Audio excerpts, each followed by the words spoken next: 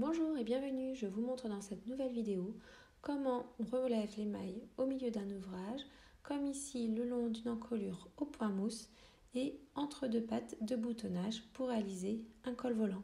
Je vous montre, à tout de suite.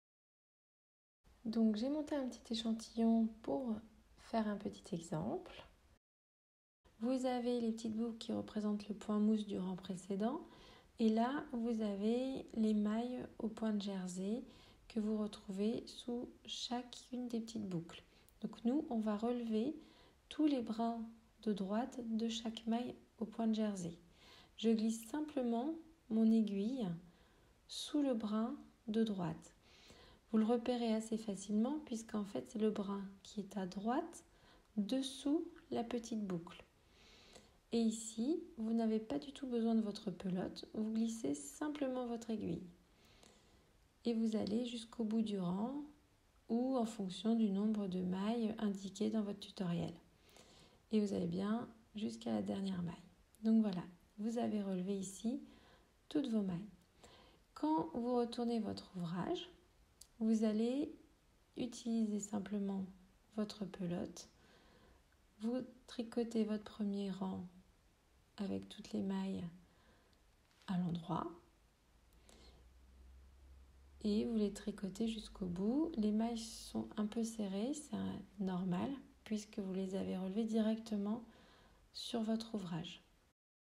Alors, on arrive sur la fin du rang droit. Je retourne mon ouvrage. Je tire un petit peu sur le fil de montage pour resserrer ma maille. Là, j'ai mon fil de ma pelote.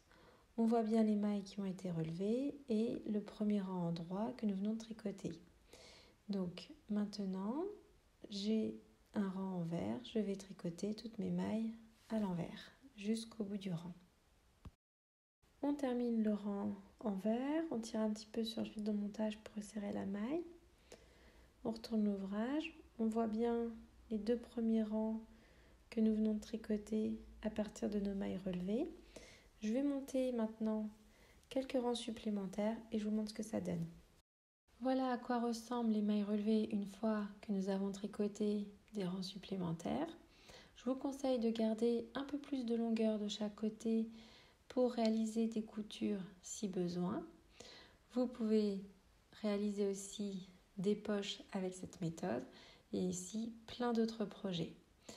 Alors voilà, maintenant que vous savez relever des mailles au milieu d'un ouvrage, à vous de jouer, à bientôt!